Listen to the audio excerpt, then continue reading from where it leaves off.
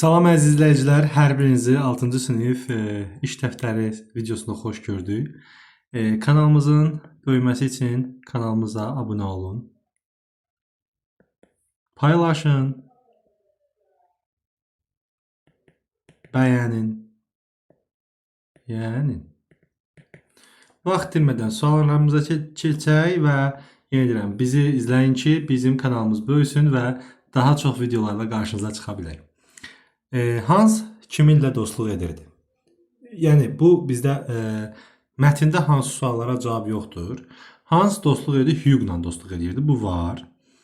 Hansı şəhərin adı bizə verilmədiyinə görə biz bunu bilmirik.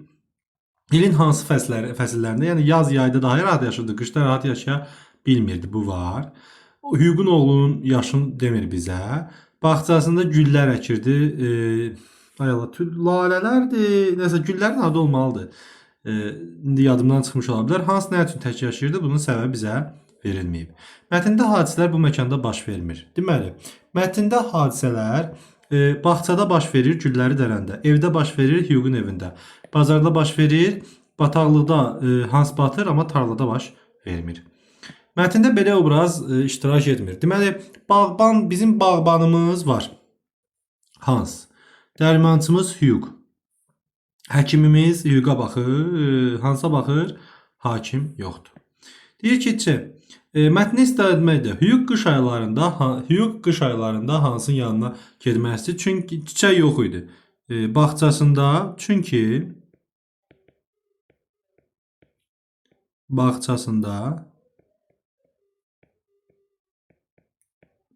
çiçək olmurdu. Hugh oğluna çox əsəbləşdi. Necə deyərlər? Deməli, çünki oğlu atasının əksinə düşünürdü. Hans hər dəfə Hugh-un xahişini yerinə yetirməli oldu. Çünki Hugh ona əl arabası söz vermişdi. Hans torf batağına düşdü. Çünki gecə idi.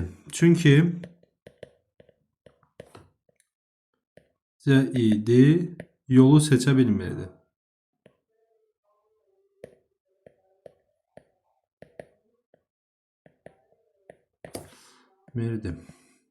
Mətnə əsasən Hansın zəhmətkeş insan olduğunu sübut edən 2 fakt yazın. Bütün günü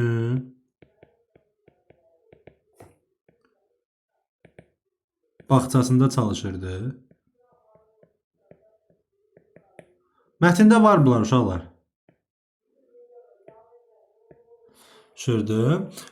Başqa olaraq nə edirdi? Deməli, deyəsən evin damını, dostunun evini həvəslə təmir edirdi. Keçirik növbəti. Mətndə obrazlar haqqında fikirlərini yaz. Deməli, Hugh-un davranışı, Hansın münasibəti və yaxud Hansın davranışı buna aid münasibət istəyir bizdən. Bunlar şəxsi fikirlərə gəlib dayanır. Çünki bu esse tipli yazıdır. Yəni bu siz dərsi oxuyandan sonra biləcəksiniz ki, sizə görə Hans necə idi və yaxud Hugh necə idi? Hugh-un da egoist idi. Özündən razı.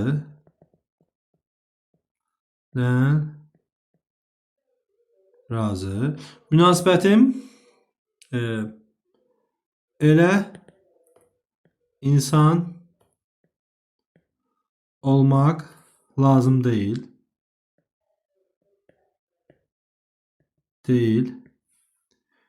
insan başqalarını da düşünməlidir.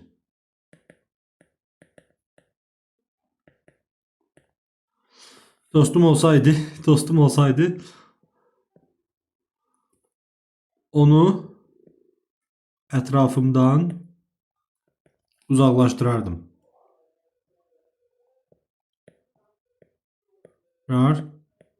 Saxlamazdım heç yanımda uşaqlar. Davranışı sadəlöv.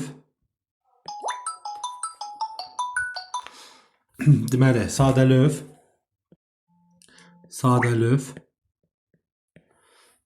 təvazökar,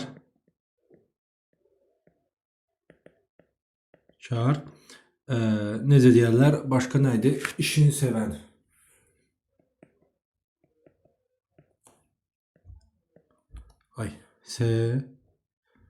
Sevən. Deyir münasibətim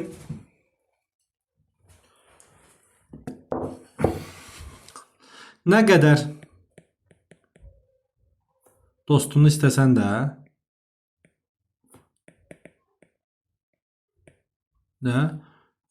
özünü qurban verməməlisən. Onun qədrini bilərdim.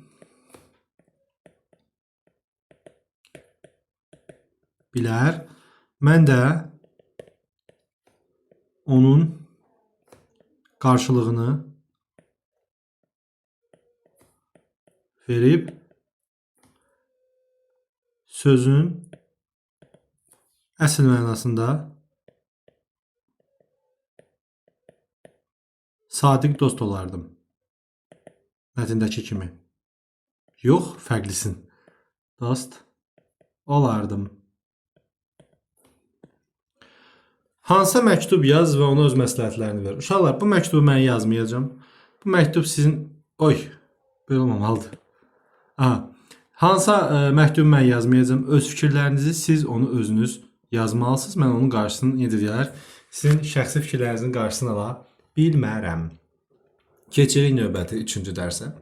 3-cü dərsimizdə bizim gəlir bizdən nə istəyir? Mətnə müvafiq cümləni yazmaqla sadiq dost mətnin nağıl olduğunu sübut et. Nağıl olduğunu necə sübut edəcəyik? Maraqlı sualdır. Deməli, burada mən yanında siz üçün gərək kitabı açam ki, birdən başa düşməzsiniz, mən onu kitabdan göstərə bilim də sizə. Yəni, mənim yanımda indi kitab var, kompüterdə bunu açıram siz üçün. Nağılların çox vaxt özünə məxsus dili olur. Özünə məxsus başlama. Bu qələmin məhdudunu keçmişik, bu qələmin məhdudu getdi. Biri var idi, biri yox idi. Baxın, əgər nağıl biri var idi, biri yox idi, biri var idi, biri yox idi cümləsi. Nağıllar adətən bu cümlə ilə başlayır. Aşağıdakı prinsiplərdən çıxış edərək mətni fərqli başlıqlara adlandırın. Baş qəhrəmanların adı ilə. Deməli, baş qəhrəmanları da mən hansının adı ilə adlandırardım? Deməli, hansının adı ilə, məsələn, hansının dostluğu və yaxud tək hans da ola bilərdir. Dost dosta tən gərək. Dost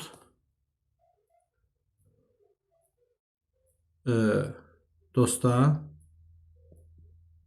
tən gərək yaza bilərdik. Çünki burada dostluqdan gedir, amma bu bizim bir daha hüquq dostumuz heç də dostuna tən gəlmədi. Obrazın necə deyərlər? Stat. Obrazdan bir stat gətirsin nə ola bilər? Hansı statı gətirə bilərik? Nə ola bilər? Heç dostu unutmaq olar.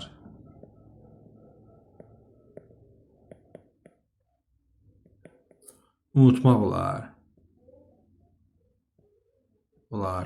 Bu nəyə görə? Çünki əslində unutmuşdu. O öz dostunu unutmuşdu, ancaq öz egoistliyini irəli verirdi, ancaq özünü düşünürdü. Bu kinayə ilə heç dostu unutmaq olar deyə bilərik. Mənim səsimi dinləyin, xəttimə baxmayın. Səncə müəllif sadiq dost deyərkən kimi nəzərdə tutub? Hansı yoxsa Hugo?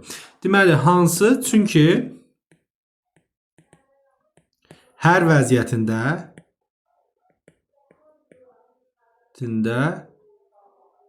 Hugo düşünür. Amma əslində səhv eləyir. Sadiq dost nağılında elə annotasiya yaz ki, dostların da bu kitabı oxumaq həvəsində yaransın. Uşaqlar, annotasiya nədir? Annotasiya mətn haqqında kiçik bir məlumatdır. Nağılıdır. 2 dostdan bəhs edir. Yaxşılıqla pislik mübarizə aparır və pislik mübarizə aparır.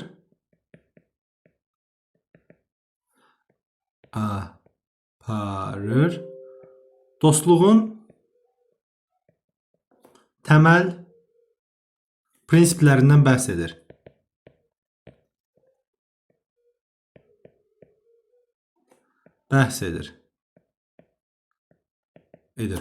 Davamında siz davam edə bilərsiniz. Dil qaydaları söz ortasında yanaşı gələn samitlərin deyilişi və yazılışı.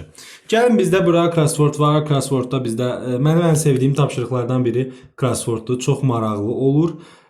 Deməli, taxıl bitkilərinin gövdəsinin başında dəlin yerləşən hissə nədir? Sümbül.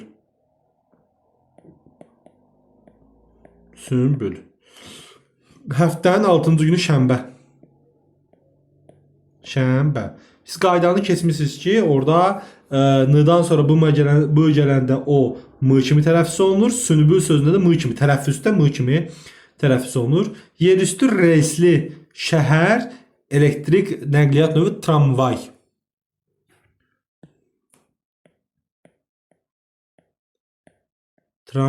O m ilə yazılır elə. İşdən, zəhmətdən qaçan, tənbəl. Bir dəqiqə. Mən tramvay bura yazdım. Tramvay bu tərəfə yazılmalıydı. Bir dəqiqə. İşdən, zəhmətdən qaçan 2 dənə 3 var. Onda tənbəl yox. Bunu səhv yazmışam. O yerdir. Tənbəl. O elə bildim boş deyə. Tramvay 4. Taxıl ərzaq ambar. 5. İşıq verən elektrik əşi lampa.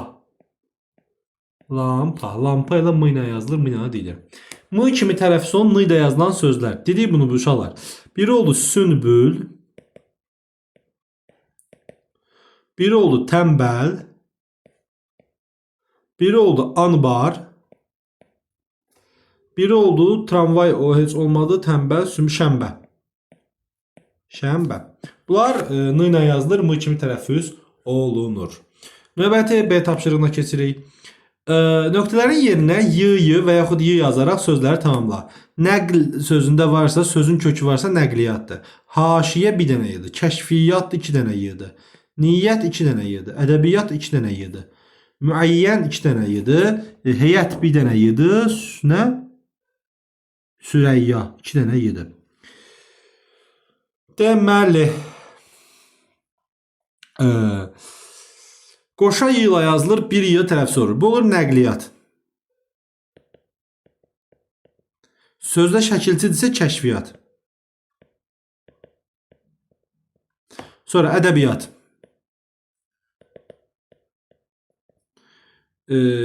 Sonra qoşa ilə yazılır deyilirsə, buna niyyət sözün kökündədir. Müəyyən, Sürəyya.